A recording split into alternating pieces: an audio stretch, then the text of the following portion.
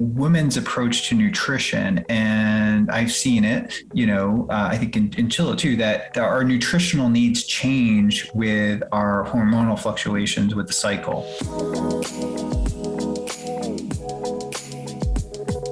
Speak a little bit about the ketogenic diet and women.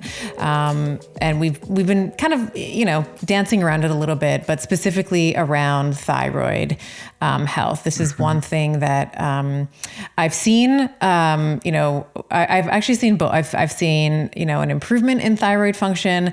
And then I have certain thoughts about why this may be happening, but in some individuals, we do see a worsening and attenuation of thyroid function, and of course all the metabolic consequences that follow that. So what have been your observations in someone implementing a ketogenic diet and thyroid function? Well, I think female physiology is hyper reactive to perturbations in physiology. So if that could be a reduction in blood glucose or a reduction in insulin. And I think female physiology and hormonal balance can be offset by a reduction in insulin. And insulin is involved in thyroid. It is involved in the iodo-deiodinase enzyme, I think it's called, from the conversion of T4 to T3 and then reverse T3. So suppressing insulin, which is what the ketogenic diet does, because that's actually how we make ketones. We suppress the hormone insulin, and then beta oxidation of fats contributes to ketone production in the liver. Under eucaloric conditions with higher protein, I do not think this is an issue, based upon communicating with hundreds of women like over the years. In the context of a calorie restriction, or in the context of a lower protein keto, and I consider 20% kind of low protein, whereas I think women, if they're especially if they're on a calorie deficit, yep. And they're on a ketogenic diet, I think they need to bump the protein even up to like 40.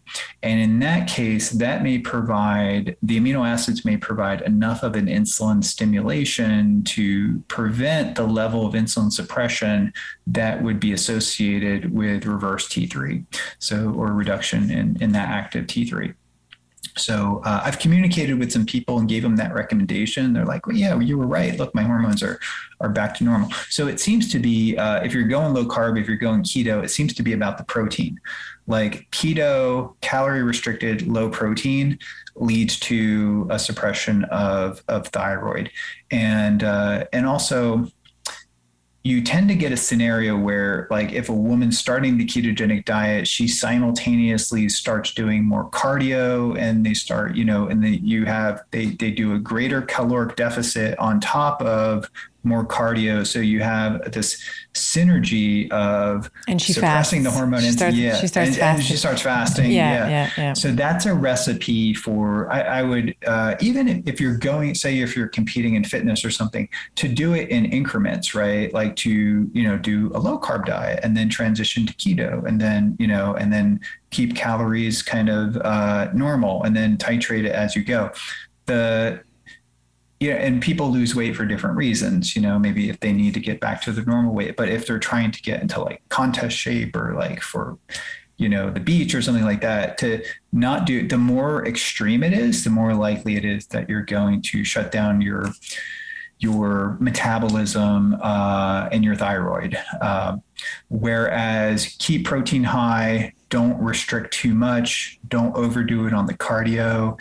I know some people go crazy with the cardio, but I've seen that's probably one of the biggest variables. Like, everything could be kept normal, and if you overdo it on the cardio, thyroid seems to be very responsive in a negative way to cardio. It's almost like the body's adaptation to preserve it. It's like I feel like I can keep my calories completely the same, and I could go put my thyroid where I want it based upon my level of cardio.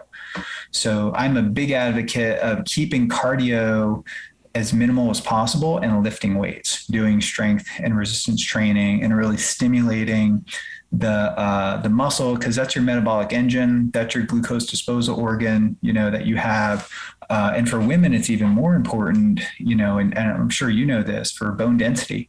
Bone density is really a consequence of strong muscles. Strong muscles will create the resistance and the tension on the bone that stimulates the reuptake of phosphorus and calcium from it and builds that bone density.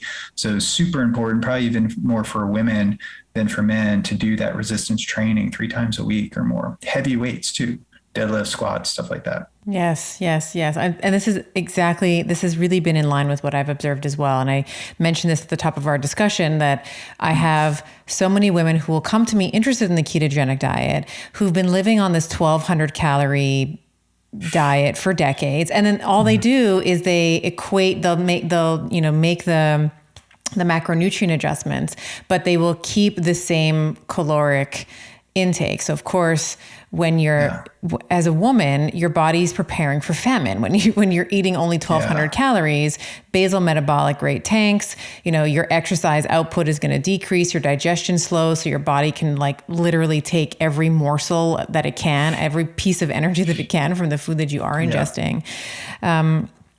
And then to your point, it's, I see women doing 4 or 5 cardio set, and not just a zone 1, or it's not a walk or, a zone 2 training. These are Peloton heart rates at 190, no shade to Peloton users, but or any type of high intensity, 5 times a week for 40 minutes where they just feel like they're dying on the bike or on whatever. And I like that you mentioned 40%. That's actually the exact protein amount that I typically. So I like this therapeutic intervention of a 70-20-10 for about one cycle. A woman's, if she's in her menstrual years, we do it for about 28 days or however long her menstrual cycle is. And then from there, we alternate weeks based on where she is in her cycle, bleed week, pre-ovulatory, luteal phase, and we change the macronutrient composition. So we'll go from a ketogenic, the profile I just mentioned, to maybe a 40-40-20. So it's 40% fat, 40% protein, and then, the fill is carbohydrates. And then that also, I love what you're saying, because I think women in general, they need higher carbs. I think this applies to men too, because I've worked more with women, but I have seen in men that have been, the 4-to-1, the classic, they don't have, or they're carnivore, they have no carbohydrates, and then they fail those glucose tolerance tests. Because their body's what is this? I haven't seen this in years. I haven't seen this substrate. I don't know what this is. So you have this hyperinsulinemic, glycemia, which can be improved. You give them some carbs, then their carbohydrate, their uptake improves. But I think for women, we just need a base. We need a base higher in terms of our carbohydrate intake. And I would also say the fasting as well. I can't tell you how many women are I fast for 20 hours. And there's nothing wrong with that. But here and there, that's, the name is intermittent fasting. It's not every day 20-hour fasts. I think that's also really, to do it every day. So people ask me, do you do carnivore? I was well, maybe I'll have a day or 2 of carnivore, but to do it every day, day in and day out, it's carnivore or no carnivore. It's on or off. They're kind of some days I just get busy and maybe I just have some steak and eggs and that's it. Yeah. But I really love what you said about, and I think it's extremely needed with women's approach to nutrition. And I've seen it, I think in Chilla too, that our nutritional needs change with our hormonal fluctuations with the cycle. And I think, and maybe if that's the program that you have, and I know you coach women, I think that's extremely valuable service that needs to, because I don't think it's wise for a woman to eat the same foods every day throughout their cycle. We obviously have different needs. And different cravings, and to develop a customized program that sort of meets those nutritional requirements throughout those hormonal fluctuations is super important. To allow that process to happen naturally, I think it's part of that, but also to just, balance brain chemistry and cravings and things. I think it's super important. Right in this video here, we're talking all about keto and keto for women, the thyroid, how that is impacted, the role of exogenous ketones in improving our metabolic flexibility. Such a juicy conversation. You're going to love it right here. Female physiology is hyper reactive to perturbations in physiology. Female physiology and hormonal balance can be offset by a reduction in insulin.